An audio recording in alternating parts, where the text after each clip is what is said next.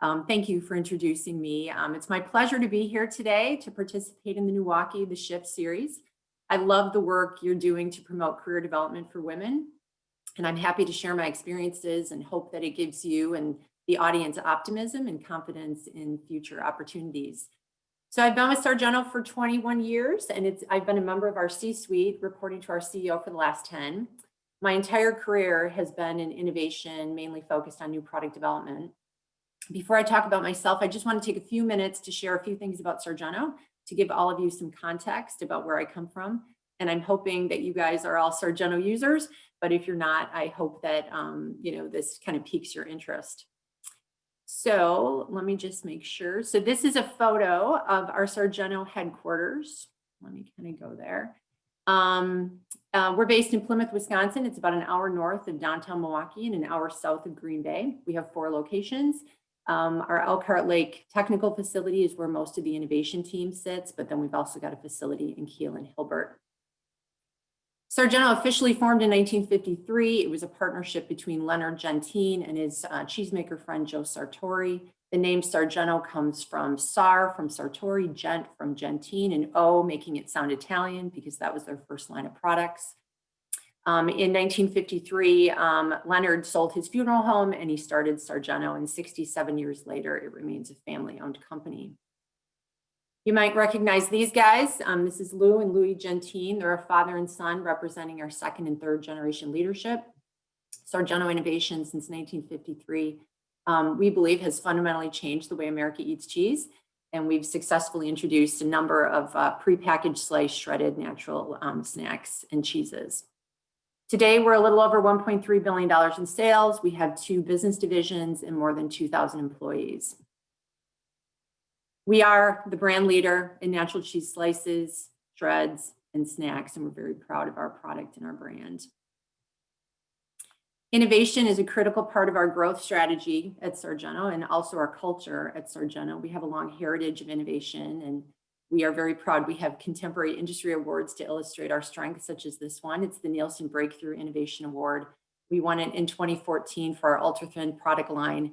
And then again, we won the award in 2017 for our Balance Break product line.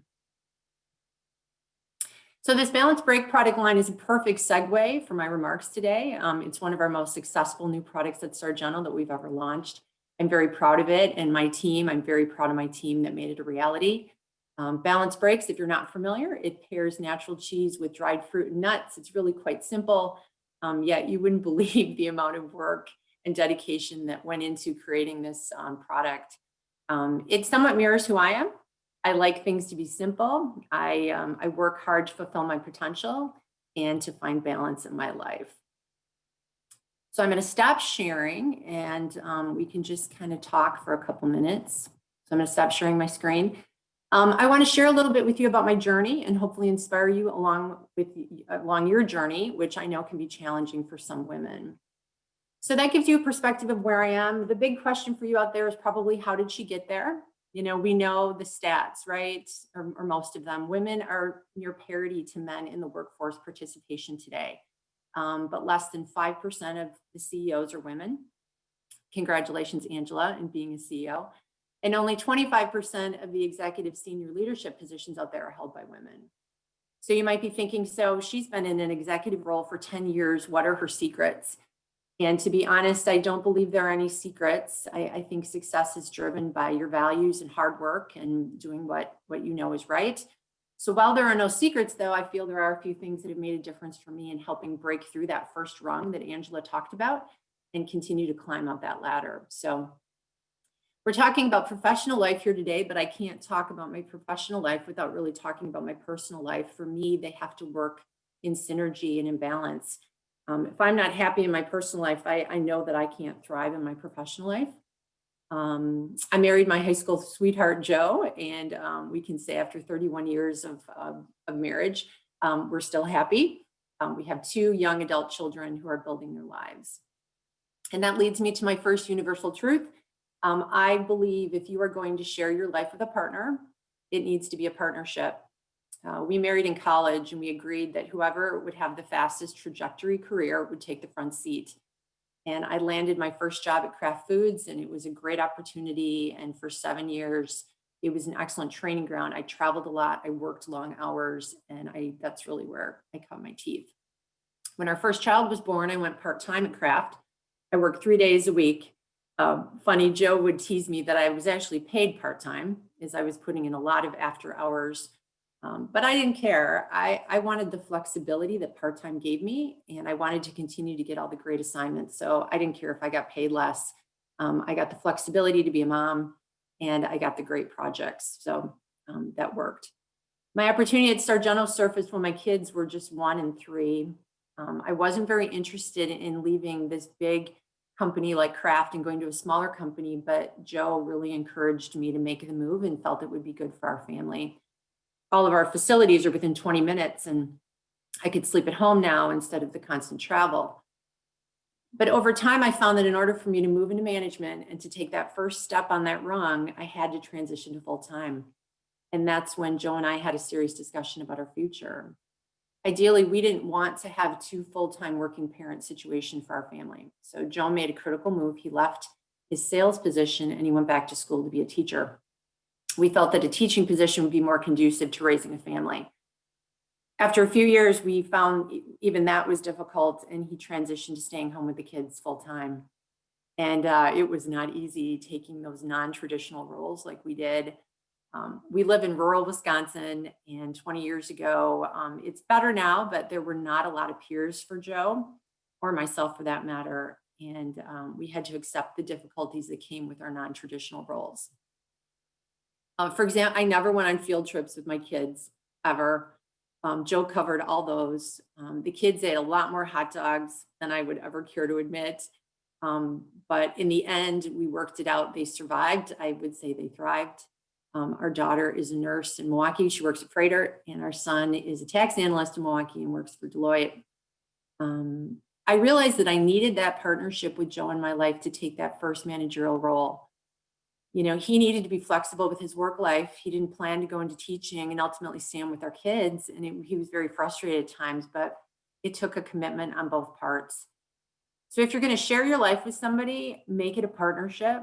In general, women will provide 75% of childcare and parent care. So understand what you want, what you're willing to give up, and, work together to reach your goals. I have another moment of truth real quick. I believe to effectively make decisions in your organization, garner control of resources in your organization, and shape perspectives, you need to know what your organization runs on. If it requires a profit, understand where the profits come from, understand where growth comes from.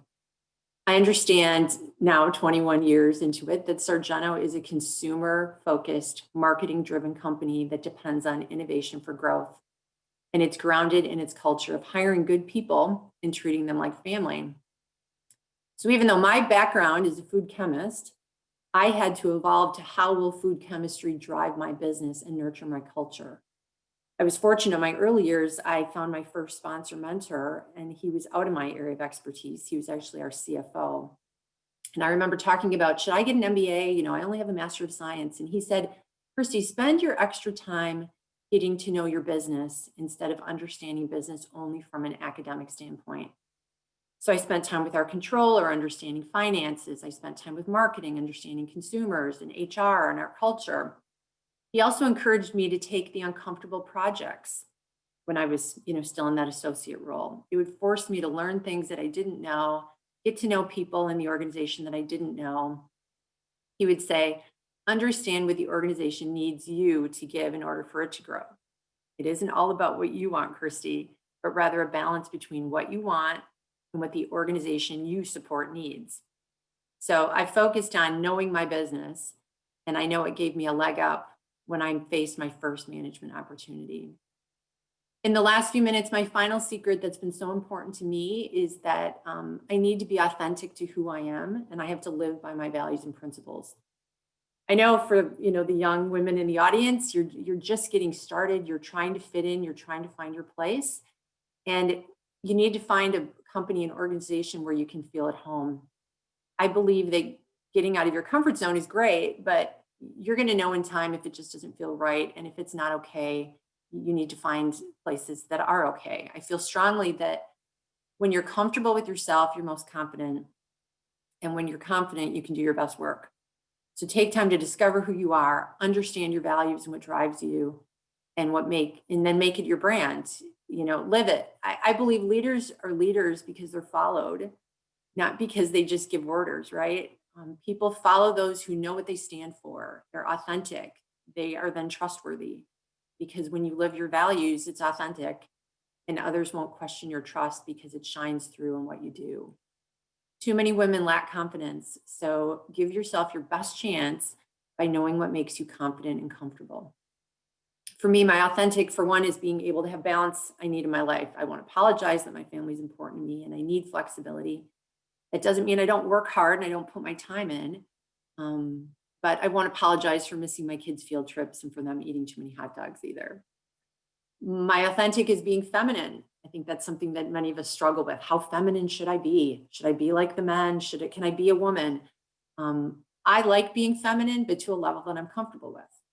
I like to look pretty. I love a sharp outfit, but I don't work really hard to turn heads either. I don't wear a lot of makeup, as you can see this morning, even though I know it would make me look better. I wear just enough to make me feel comfortable. I don't get regular manicures. Don't get me wrong. I think they look great, but I don't have time for that. And so, I think as long as my nails look healthy, I'm fine. My authentic is making time in my life to exercise and work up a sweat. I love to run. I love to bike. I love to bike to work. And I make sure that all those things are a priority in my life. So I have to admit, dry shampoo has totally changed my life. It saves me so much time. I got to tell you, if you're not familiar with it, it is the greatest invention ever. So there you have it. A few thoughts from my journey and how I got to and beyond that first rung on that proverbial ladder. If you have a partner, make your partnership in life a true partnership. Know your business and how you can contribute to that business. And most of all, be your authentic self. And with that, I would love to answer any questions you have, Angela. Angela, do we have a couple minutes for questions? We do. If you guys want to pop a question or two into the chat, I'm happy to, but I'll just tee it off to you. I have a question because I also have a partner who's decided to stay home with our children. I'm wondering what the power dynamics were like for you guys as your kids were growing up and as you were excelling in your career and obviously bringing home more money. Did you ever have any sort of difficult moments that you had to confront, and what was that like for you? Well, obviously in any marriage, right, communication is critical. And I think, talking through, but I'll be honest, I have never talked about things as my money. I remember when I would get a raise, I would come home and say, Joe, we got a raise today. And look at this. And this is our bonus. And I worked really hard that it was always our money. It was not my money. And I think even if your husband makes more money, that's how it should be, right? Again, it's a partnership. We're doing this together. Just because he raised the kids doesn't mean that he isn't providing for the family.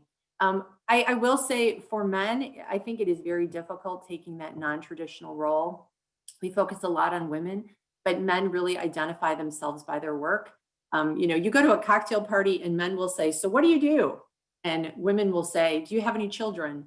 And so having those non-traditional roles, it's challenging. So you have to kind of be comfortable with yourself, support each other, and communication is so important. And find people that respect that too. Respect the fact that a woman wants to work and a man is comfortable staying home with your kids. And sometimes, if you don't have those circles of friends, you need to find them. Absolutely. I think finding the dad circle was a huge part of our evolution within our own partnership as well. For sure. And him getting comfortable with the fact that sometimes play dates were going to mean he was the only dad there with a bunch of moms. Yep. Someone Kids asked, had very non-traditional play dates. exactly. Working in an innovation department, what challenges do you face specific to being female when presenting new ideas or concepts or getting them approved or started? I don't think being a female makes it difficult, to be honest. The products that we sell, we target females. So actually, sometimes I think I have I have context that, I buy products like this. I feed my family products like this. I don't feel like I don't have a voice. Again, I go back to knowing your business. I think when you speak from a frame of understanding what it takes to make your business profitable and move forward, you sit in a position of strength. So I don't feel like I don't have a voice as a woman, frankly, because I know what I'm talking about, and that goes a long way, right? And your performance goes a long way too. So again, it goes back to work hard, do your job, understand your business, have confidence in what you have to say, and share it. We have quite time for one more. And someone asked, I'm sorry, I won't be able to get to all of these, you guys. They're wonderful questions. But Jolene asked, I also work in an industry fueled by innovation, Mercury Marine. How important was having your technical background as a food chemist in getting into leadership in innovation?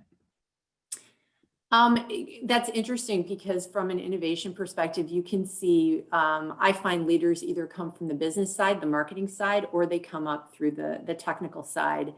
For us at Sargento, our CEO at the time, Lou Gentine, he felt it was important to have that technical leadership at his table. He wanted that there.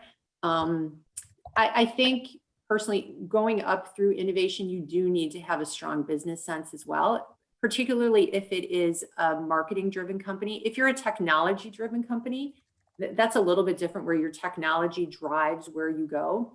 For us, it's consumer market driven, and then the technology supports that.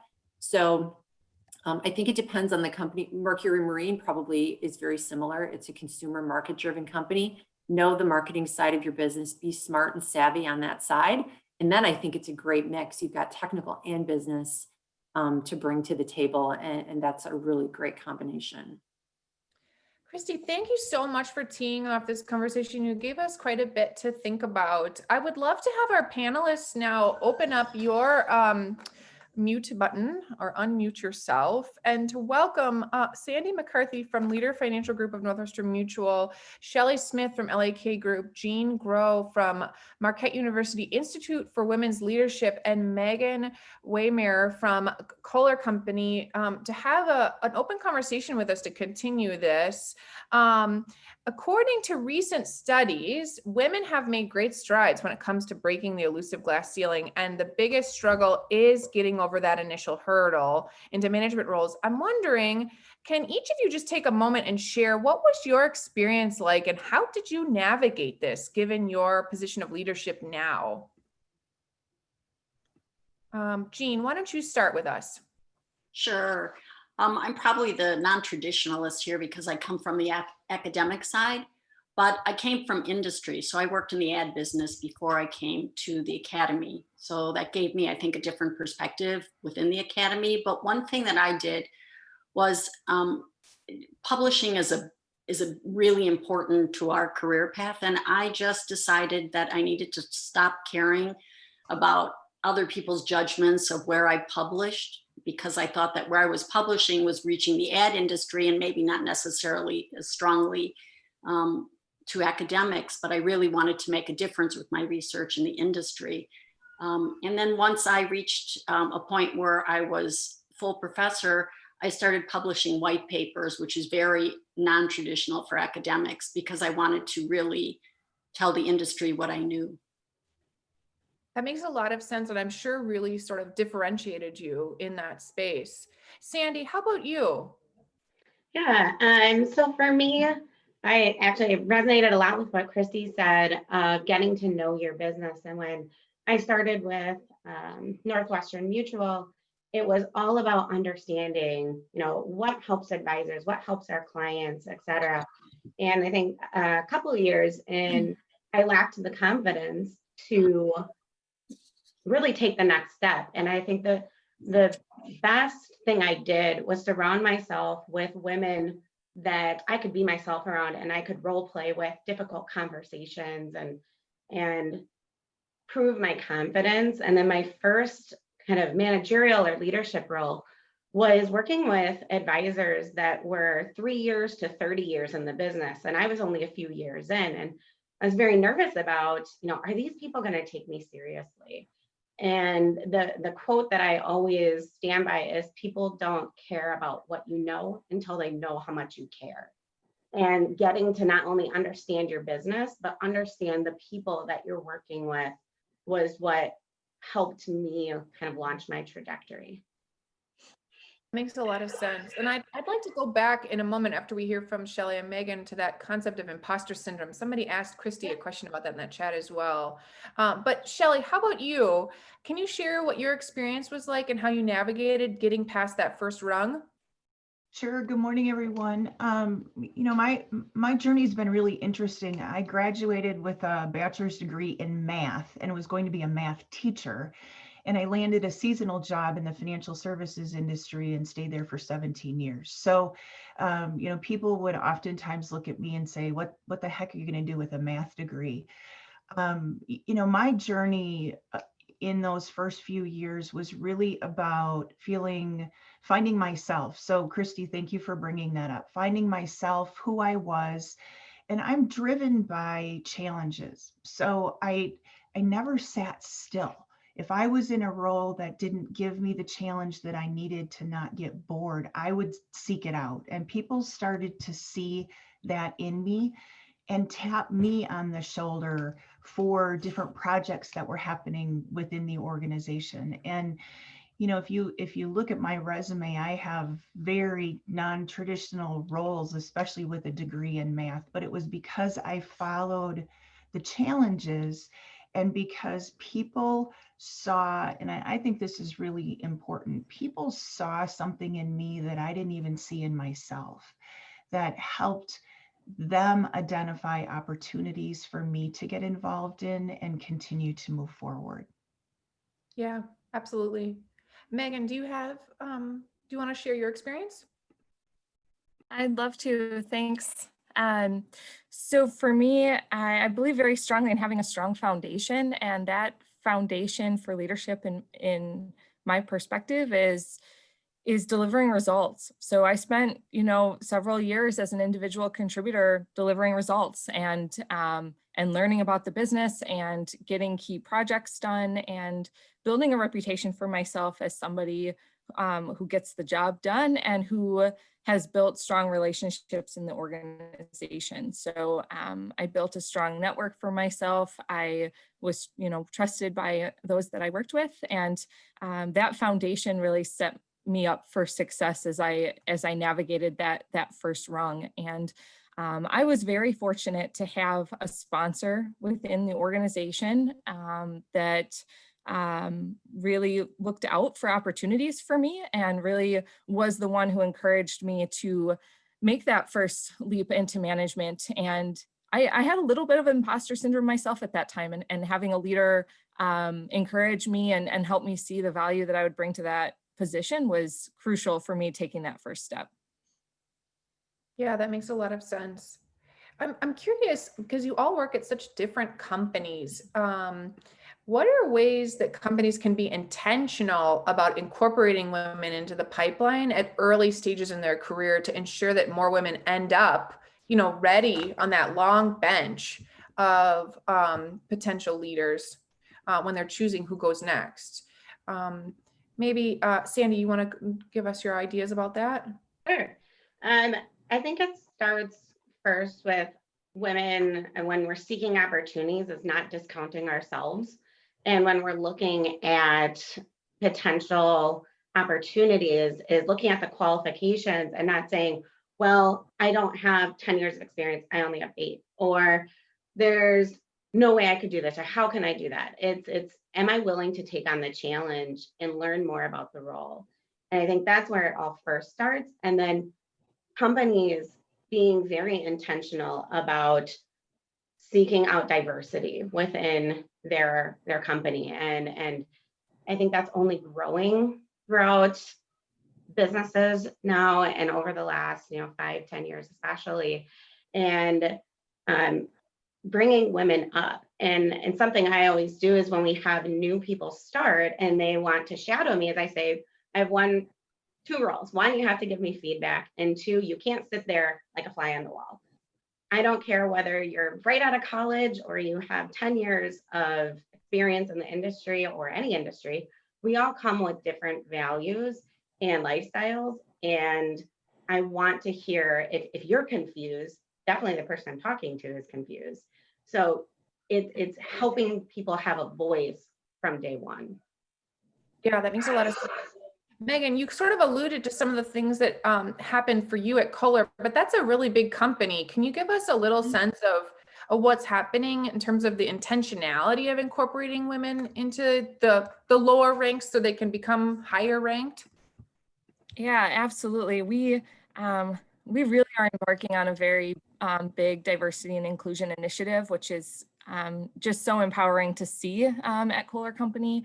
You know, and really we're focusing our efforts on being intentional with our candidate pool, right? So understanding that to build a diverse organization, you need to have diverse candidates to talk to. And so being very intentional about casting a wider net and going to more of a national stage to spread the Kohler name outside of, you know, Kohler, Wisconsin, you know, and that's been really great to help us diversify our pool. Also, you know, putting a lot of emphasis on making the work environment, you know, more comfortable for women and diverse the diverse population and making our presence known. So having opportunities for those of us who are minorities to speak about Kohler and the community that we have within Kohler. We've just launched this year several business resource groups, one of which is called Women at Work, and it's a platform for women to come together and speak very much like this here, and to encourage each other and support each other and have that community feel as we work to making that community part of, you know, a bigger part of Kohler Company. Absolutely. Jean, I know you spoke a little bit about your experience climbing in academia, but I'm curious, knowing that you work for the Institute of Women's Leadership at Marquette University, what are you seeing as important for companies to consider, you know, in the pre-stages, right? Because we're working with students who yet have perhaps not started in their own careers. Have you seen anything that's interesting or curious, or do you have any opinions about what companies or I guess they should be saying, academia should be doing to incorporate a more intentional way of including women? Well, thanks for that question. And I can say that one of the things the Institute will be doing, we're having a pay equity conference in the spring. And I think women need to really think about how they negotiate early on, because the trajectory long-term is really important. But my research background, I've interviewed and talked with women in more than 12 countries, looking at, you know, what it takes to move up the ranks in the advertising industry. So I also have a lot of knowledge in that area. And the one thing that I'd like to say first is that I think Christy's idea of being authentic is absolutely imperative. You just have to be who you are. But two things that really stayed with me from my research were to mentor down and mentor difference. So by mentoring down, what I'm talking about is find somebody a generation or two below you, a really, you know, someone very new in the industry, and let them mentor you. So you start to understand generational differences and give them a feeling of empowerment that they have something to share with you. So kind of being humble and hearing that, because I'm noticing a really big gap that's generational. And then mentoring difference, you know, make a commitment that either every person that you mentor, every woman you mentor, or at least half of the women you mentor are women who aren't like you, so that you can raise up difference and really bring that up into the C-suite. Oh, I appreciate that. We have a bunch of questions in the chat here about how do you go about finding a mentor or sponsor. Shelley, maybe you could try to address that, as well as what are some of the ways besides mentorship women can support each other in the workplace to simultaneously further their trajectory? Sure, thanks for that. I think it all starts with conversations. Within organizations, we have to be able to have open and focused conversations about what people want out of their careers, what people want from a work perspective, help people identify what their strengths are and how those can contribute to the success of the organization. And I think whether it's formal mentoring or informal conversations, just being open to helping women learn about themselves. Who is their authentic self? Who are they? Again, what are their strengths? I worked, I was in a situation at one point where there was an executive woman in the organization who I asked to mentor someone in a focused leadership program. And her response back then, unfortunately, was basically, I clawed my way to the top. I will not help anyone else get here. And it really threw me. I mean, that was 20 years ago. So this really threw me for a loop that somebody could be thinking that way. And I think whether it's men or women in the workforce, being willing to sit down and have those conversations and then help make introductions or help people learn how to express an interest in being on a project or getting involved in certain work. Within organizations, I think oftentimes leaders do not see their role as one of developing others in the organization. And I think that's a challenge that, organizations need to rethink a little bit. How can they help leaders understand that one of their key jobs is to develop talent in the organization?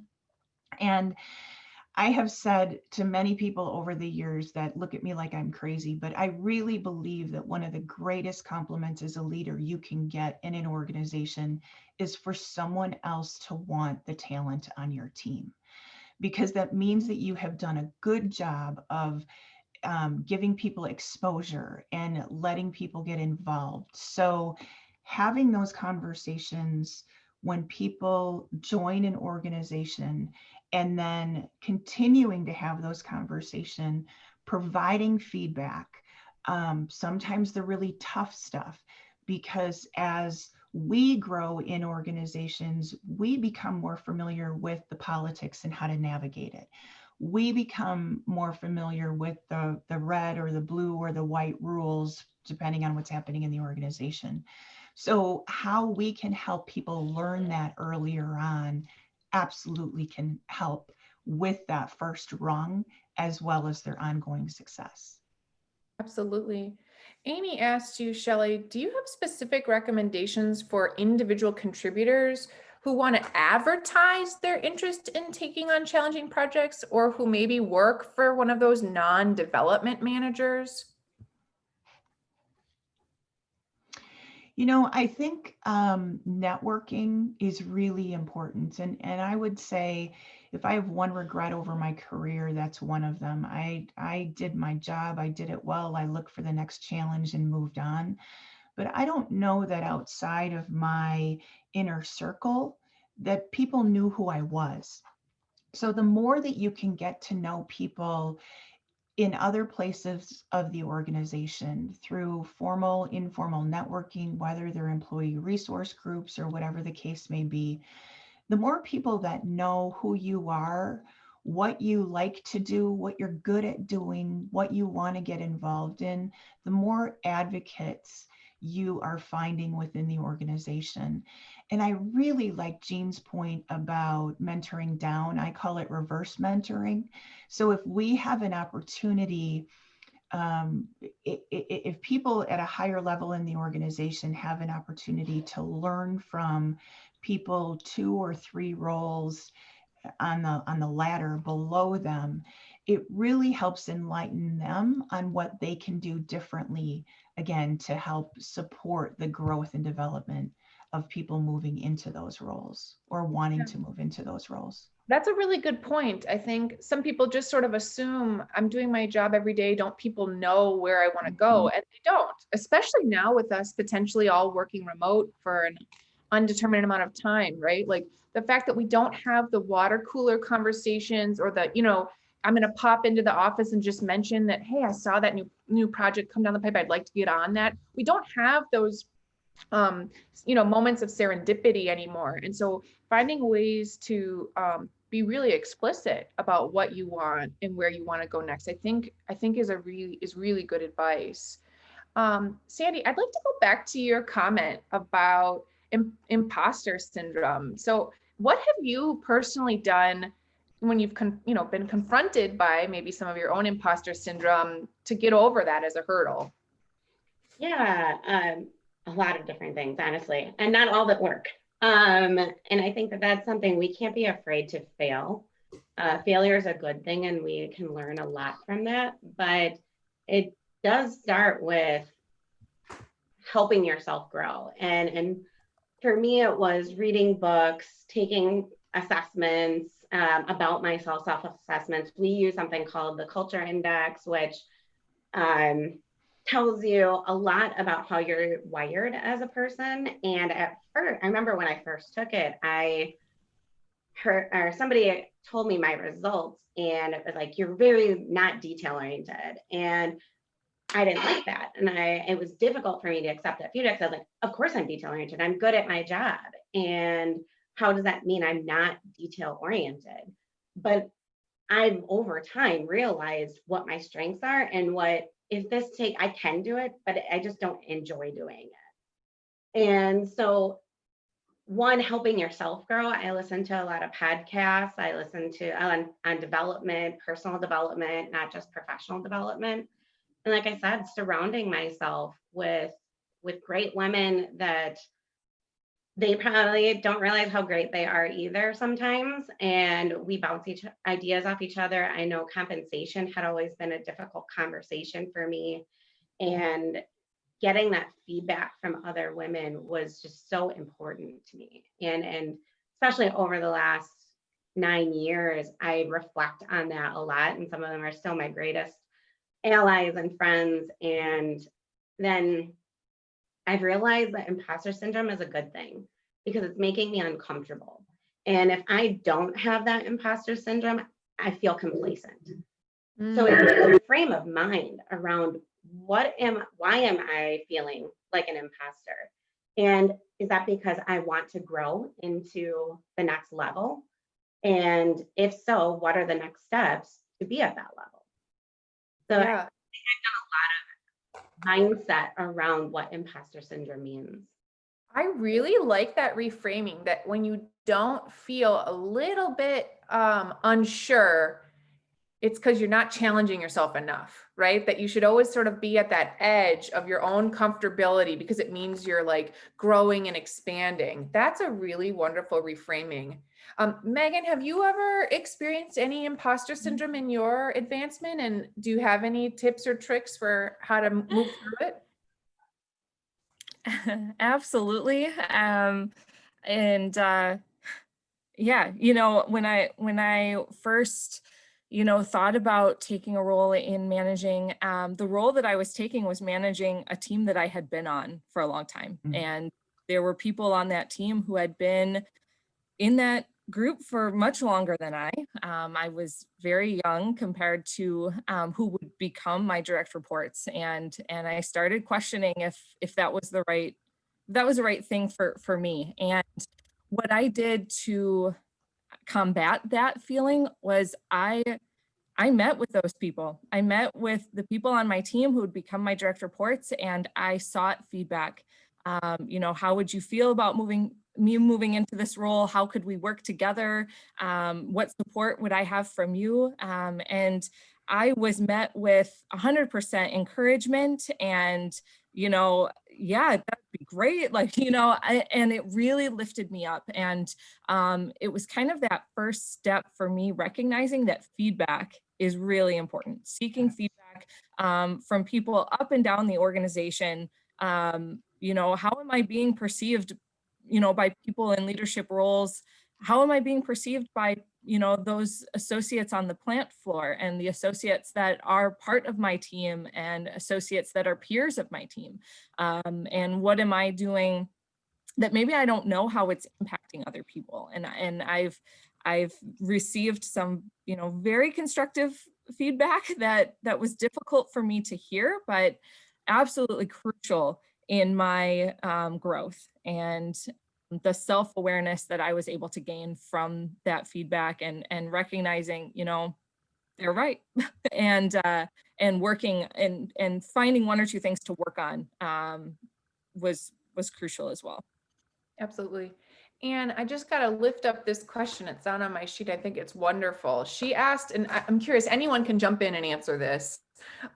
She says, I love the idea of not being afraid to fail, but as a leader, how do you create a culture of courage rather than fear? As an individual contributor, I'm often afraid of failure. Can I jump on that one? Yeah. Yeah, I think that it's acknowledging the failures and the effort that went into it. And so when I see someone on my team that they didn't execute or get the results, but I know the work that they put into it, it's coming from a help me understand why we didn't get the results, and then acknowledging that in a group setting too, especially for women, it's that fear of being called out, but the effort that went into it, because there's a difference of failing by not showing up and not putting effort in, and a failure by putting everything into it and things not going the way that they were supposed to. And so I think it does take that acknowledgement. Absolutely. And Sandy, I would add to that, making it a learning opportunity, Yep. right? So yeah, you tried, things didn't go well. So what did we learn from this? Or what did you learn from this? What will you do differently next time? And how do you think that's going to impact your success? I think I saw a comment in the chat about, personalities and what if you're not outgoing and people want you to be more outgoing or people want you to be more extroverted. I think it, again, it's finding yourself, being your authentic self, being self-aware, and then understanding what you're trying to get to. What is the result that you're trying to achieve that can then help you identify, what you're going to do. Perhaps you've made mistakes, but you know where you're headed or what it is that you're striving for, so you can identify those learning moments or teachable moments to help you change things moving forward. Yeah, I think that's really valuable. And I think we have this idea that, being able to advertise our wins means that you have to be like braggadocious or really loud in a group meeting. That doesn't necessarily mean that, right? It's about having an open line of communication with your direct reports. It's about, you know what I mean? In those one-on-one reviews, being explicit, like Shelley just said about, in 1 year or in 5 years, this is where I'd like to go, right? So that people know and they can be advocates for you, whether or not they're a formal sponsor or mentor. You don't have to be shouting it from the rooftops if you're, an introvert and that makes you uncomfortable. I think the thing we're hearing over and over is that it'll be more compelling and confident if you feel more confident and authentic in the way that you advise that. I think I'd like to end this conversation with the sort of 800-pound gorilla in the room, which is that, opportunities to network look different in this virtual reality, that we all have more on our plate than we ever did because we're working from home and navigating all of the responsibilities of that. And the fact that we've seen just in the labor market, hundreds of thousands of women take a step back, which will have a generational impact on, that ladder, that pipeline won't be there because of that. I'm wondering, what can we do to advocate for gender parity in our roles we each serve with our partners at home in this moment? And I think that'll be a way to kind of tie it back to what we heard from Christy. Does anyone want to speak to that?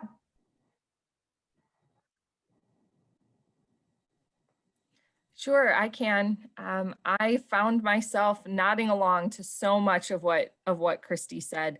One of the best pieces of advice that I received in my younger days was about finding a partner that that you could form that partnership with, and that supported what I was looking to do. And I'm very fortunate to have found that. And you know, throughout my career, you know, when I was given first opportunity to grow, you know, and it was not the best time for us in our family, and he was 100% supportive that this was the right thing for us, and we would make it work.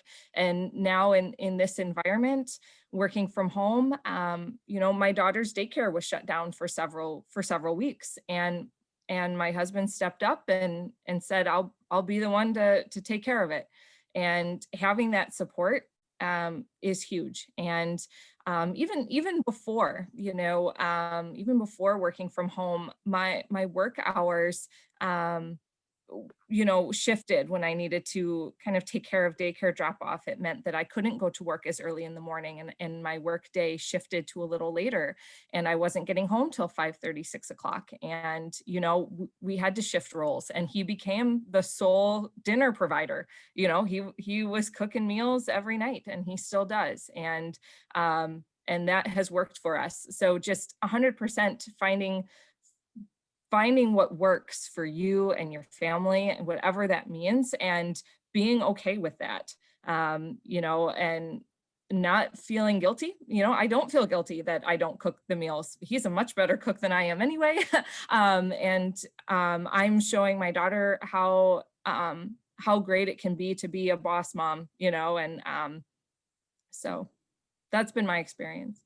I appreciate that. Jean, do you have anything to offer on this topic? Well, I'm in a relatively new marriage, and it involves having stepchildren who are teenagers, and my children are grown. So I find myself in a house with teenagers again during COVID. So it's been interesting. And I'm also a list maker. And my husband comes from the creative side of advertising, so he is not a list maker. And so we've had some, I think, really honest, open, respectful conversations about how things need to function. And then my list making self has brought up the old chore chart from when my children were little. And it was at first uncomfortable for him, but I think it's actually really helped. So we kind of know what we've each committed to. It's also clear to the kids so that there seems to be more fairness and equity. And I think that it's just really helped a lot, but it was the willingness to be open and have candid conversations that was the big difference. That's interesting that you're new in your marriage. Somebody asked in the chat, when do you have that kind of conversation with your partner? I tend to think it's easier to write the rules at the beginning of the game.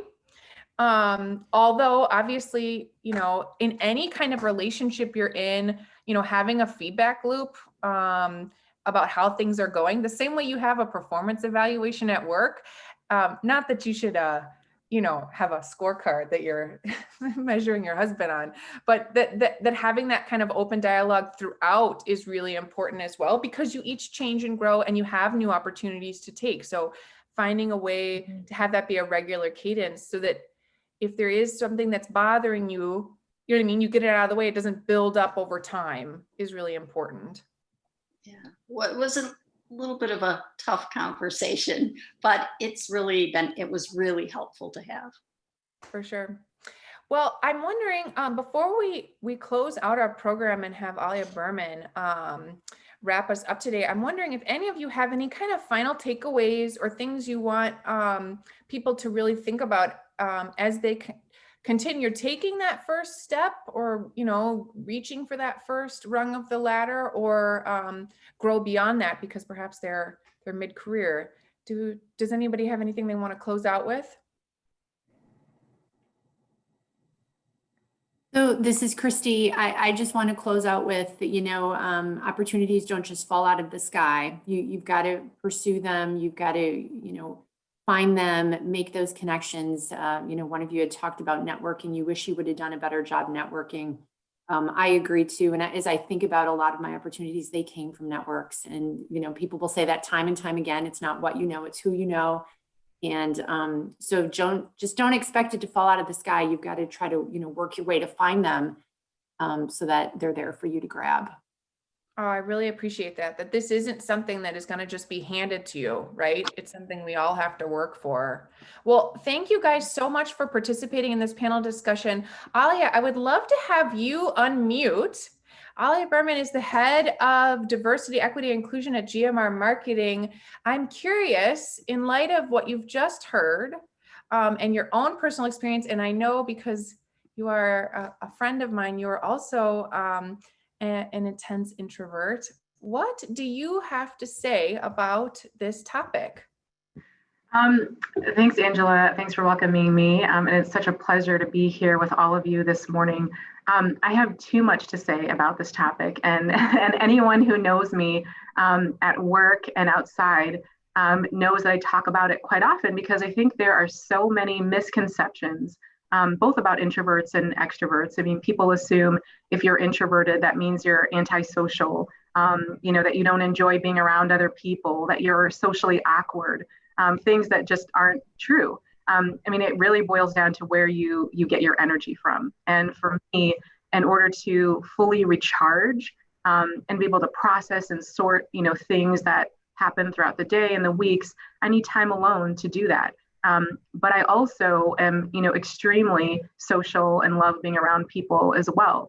I also think that there's a misconception that introverts can't be leaders or aren't good leaders, and I attribute, my success as a leader and in my career to my introverted nature. I'm incredibly thoughtful, which I think is one of my biggest strengths. I'm a great listener. I do take time to process things before I can sort of express, my thoughts or provide some meaningful contributions. But I also think that those that have, worked on my team appreciate the fact that that I'm a very good listener and that I take a very thoughtful approach about things before I react. So, I could go again, I could go on about, extroverts too, and the value of having, I think both of having, a balance of both on teams. There's so many advantages, to both personality types. And so I would just, it used to be something many years ago that just being an introvert, I thought that there were things wrong with me, that I couldn't sort of like speak, off the cuff the way some extroverts did. And it wasn't until I read the book, as someone mentioned in the chat, the book Quiet, The Power of Introverts. And then I read like 8 more books on the topic that I was like, oh my gosh, I thought this was just me. And you realize that there's so many distinct traits about introverts, and better understanding what those are and understanding yourself. I've now, used it to be a superpower for myself, and something that I'm immensely proud of, and that I try to talk to people about quite a bit. Because again, I think Western culture definitely has a bias in favor of more extroverted tendencies, and so I think understanding, what your personality type is like, and how to leverage that as a strength versus a weakness is incredibly important in being a good leader. Absolutely. Can you speak a little bit about your experience with grabbing onto that first rung, and being that diversity, equity, inclusion is your day job? What do you take? What's your take on this topic? So I can say now, in honesty, that I'm in a great place professionally. I'm in a very challenging role, especially given the current social climate, but it's also very fulfilling. And I love my work, and it pushes me, to live up to my capabilities. But that's not always been the case. And when I was thinking about what I wanted to share and just reflecting on my career, I've had some tough moments professionally. Some of which lasted years. And I remember precisely when things started to shift for me in my career. And it was because I got to a point of such dissatisfaction that I had no choice but to do things differently than what I'd done before. And people say that when you experience that intense dissatisfaction, that's good because it prompts you to do something different. And I agree with that. Earlier on in my career, I was working in a job where I was pretty complacent. The work wasn't very challenging. And I knew that I wasn't living up to my potential because I was on autopilot. And but I loved my boss and I loved my colleagues. So while I watched other people around me get promoted and move on to, better things that were fostering their growth and development, I justified my lack of career growth by saying, well, I love my team. I appreciate the work, flexibility. But again, I knew deep down that I was settling, and I was just, I think, scared, to disrupt things because truthfully, I didn't think I had what it took at that point to advance. And I was scared of trying and also failing. But one day, my boss, who I loved, came into the office and, she unexpectedly told us that she was leaving. And it took me off guard and shook me because for some crazy reason, I assumed our team would always be this little happy family. And I hadn't considered, that we would break up. So a few weeks later, her position was posted online, and an old acquaintance of mine reached out to ask if I'd applied for her role and just assumed that I was a shoo-in for it. And honestly, that question hit me like a ton of bricks because I hadn't even thought of applying, assuming that I didn't have what it took. And because I hadn't done anything up until that time to truly prepare myself for the next step in my career and for that role. And I remember for weeks after she asked me that, being really surprised that it had never occurred to me that I could be in that position. I never thought of myself in that way, and neither had anyone in my company. And that made me really sad. And it wasn't because I wasn't talented or smart or valuable, but in part, it was because, my personality early on as an introvert was very nose to the grind, work hard, don't create dissent, or problems within your team.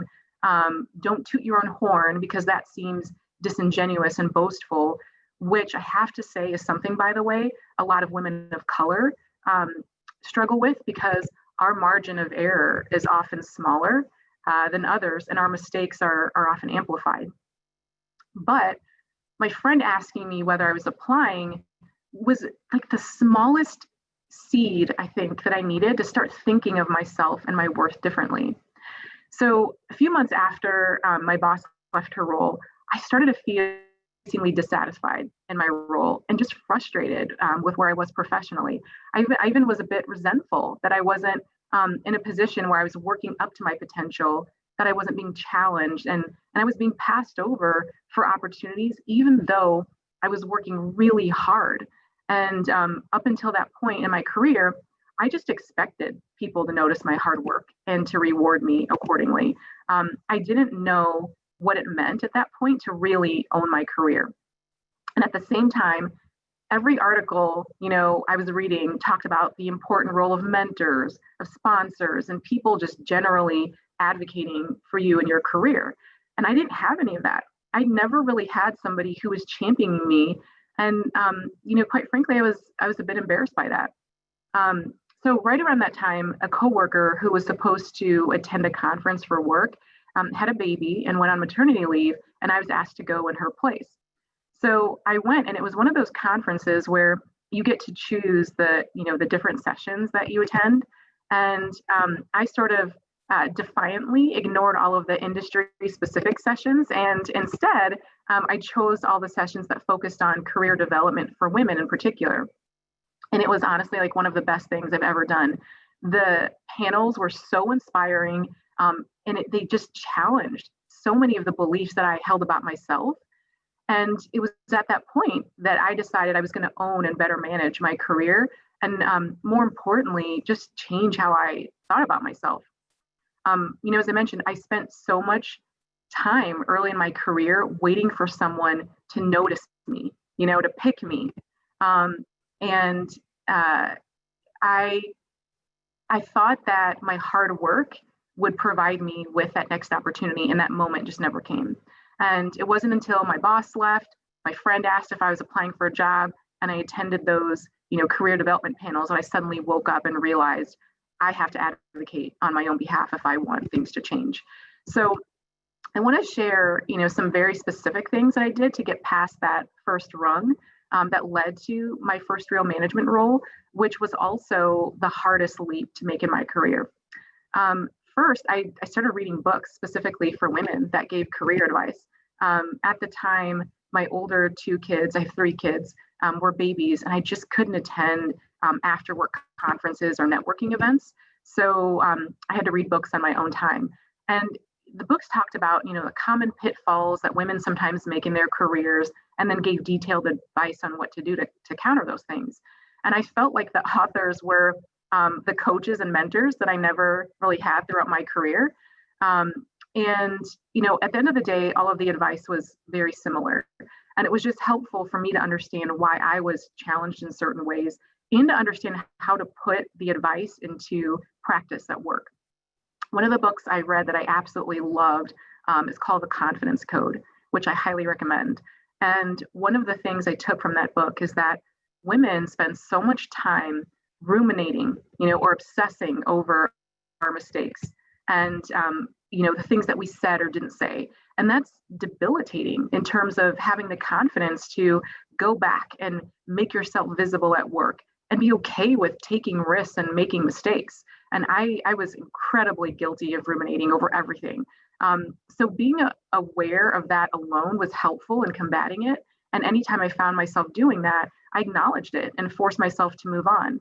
And it also made me realize sort of the key epiphany in all of this for me was that I really was the one responsible for getting in my own way, not other people.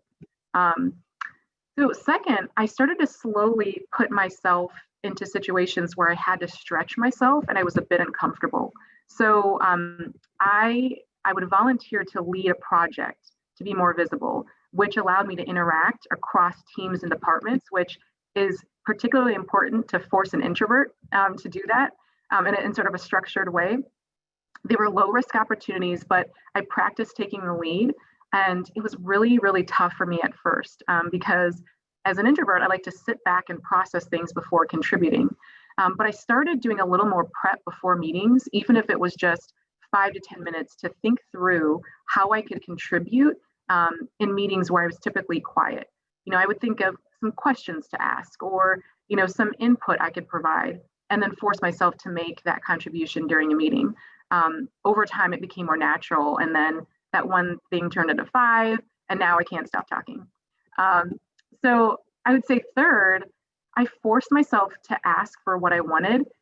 That was huge. It's something I still work on. In the past, I think I always feared getting the answer no. But now, no matter how uncomfortable or afraid I am of hearing no, I say, well, that's the reason I need to ask for it. So it could mean, asking to be part of a meeting that I typically wasn't invited to and demonstrating my value in that meeting. Or I think, it meant for me, and a couple times, leveraging professional relationships for favors, like help, asking for help on how to negotiate a salary. I think that women, or that men are so much better at leveraging their professional networks to ask for what they want than women are. Then I just started to act like I was in a leadership role. I started setting boundaries with my schedule and my time, saying no to things when I didn't want to do them, or diplomatically challenging work that came my way that was administrative in nature, and then advocating for assignments that would build skills and provide development opportunities. And once I started behaving that way, I started to believe that I was capable of being in a leadership role, and people took notice and started to look at me differently. And then the last 2 things I would share is one of the things I read when I first started really paying attention to career advice that really struck me was sometimes women have to leave their company to be promoted, because even if you've grown professionally within your role, you're not always viewed in a leadership position within your company. And I've had roles where I'd maxed out on my learning and there weren't opportunities for advancement and I had to look elsewhere. So I would say, don't be afraid to do that. And then last, I built a support system. A friend encouraged me to join a women's organization that she was a part of. And to be honest, I didn't expect to get much out of it because, being a natural introvert and having small kids, I didn't want to go to, huge networking events. But what happened was really unexpected. I half-heartedly joined a peer mentor circle. And I remember driving to the first one and thinking, I'm probably not going to go back because at the time, I thought it was more valuable to be in a mentoring relationship with someone who was much more senior. And don't get me wrong, I think those mentoring relationships are valuable as well.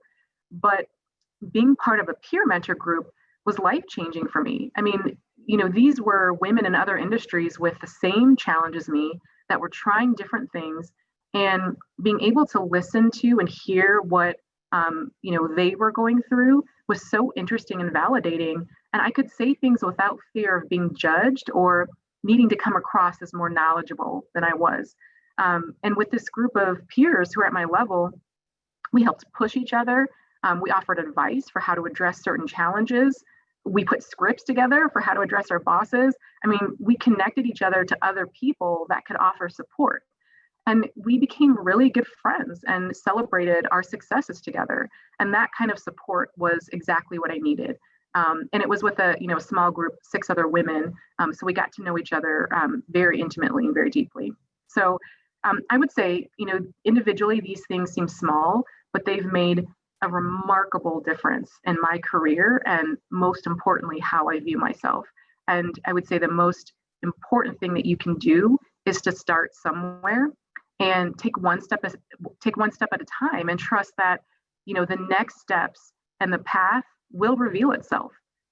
So with that, I know we might be close to out of time, and I'm not quite sure where we are. Angela, do we have time for any questions? We do. If people want to pop them in the chat, you are being praised copiously in the chat here, but there's been no questions. Does anybody have any questions for Alia? I just want to thank you for this very tactical and practical advice. I think a lot of times it's really, it can be really hard to take, the inspiration and sort of break it down into bite-sized chunks. But a lot of the things you're saying are really, really phenomenal in terms of their applicability to people's real lives. Allison asked, do you have any advice on how to create a peer support group? And I'll do one plug. Jennifer jumped in for me. Last year, Milwaukee started a company with a few other folks called the Rev Collective. And that is actually our mission of pairing people who have like-minded career and personal ambitions to peer mentor one another. But if you don't want to join Rev Collective, Alia, do you have any recommendations, or do you want to tout the group that you're in? Yeah, so I also was going to give a plug for Rev Collective. There's also the group that I joined many years ago was Tempo EWL, Emerging Women Leaders, and that's how I got connected to that peer circle. It's a phenomenal organization, and then now I'm in Tempo. But there's also Professional Dimensions as well. I've attended some of their events, which are fantastic. But again, I just want to say that if you're the type of person who doesn't really, enjoy going to large scale events and kind of trying to figure out well, I don't even know who to talk to in a meaningful, thoughtful way, that consider going to some of these events that interest you, looking for 1 or 2 people that you can connect with, or even looking for smaller sort of peer circles, as I mentioned. Because for me, I always feel like I can be myself more in smaller groups of people rather than in sort of large, very large gatherings. So that's what I would recommend. Yeah, I've always felt the same way too. And that was really a big part of the intentionality behind Rev Collective. And honestly, it's because of my own experience. Milwaukee, when we could get together, hosted 200 events a year, some of them with thousands of attendees. And, I'd always be sort of cowering in the corner, not really wanting to interact with anyone. I wanted to be able to create a forum for people who wanted to actually engage in one another. Kelly asked kind of a heavy question here, so I'm going to toss it over to you. She said, you mentioned your role is difficult now, especially considering the social justice uprising. What have you done that you would recommend other companies do to address this tactfully and, more importantly, effectively in the workplace? That is a heavy and loaded question. I'm trying to think of a way to answer this without going on sort of a 30-minute tangent here. That's a great question. Thank you for asking that. One of the first things that we did this year was to create some guiding principles around diversity, equity, and inclusion, so that whenever something like this came our way, we would understand like how we were going to operate. And one of those principles, well, two of those, we had 10, two of those guiding principles. One of them was progress over perfection. So we're going to leap before we're ready. And another one was that we would never be neutral on inequity or human rights. And it was so interesting because those were sort of the two North Stars for us as we navigated, the challenges with social unrest and Black injustice in particular. And what that meant was we got together immediately with our agency and offered roundtable discussions. Not a ton of formality around it, but just an opportunity to let people voice like what they were feeling and thinking, because let's be honest, like we don't, leave our personal lives at the door when we come into work. We bring all of that with us. And now more than ever, people expect that their workplaces are going to address some of the larger and more significant issues that, we're facing in our daily lives. So we said, we're going to talk about this. And one of the cool things that came out of this, we saw the highest levels of engagement I think we've seen in anything that we've done in these daily roundtable discussions we were having in June, right after George Floyd's death. And it's now, the agency said, we don't want this to be a moment. We want to continue the conversations over time.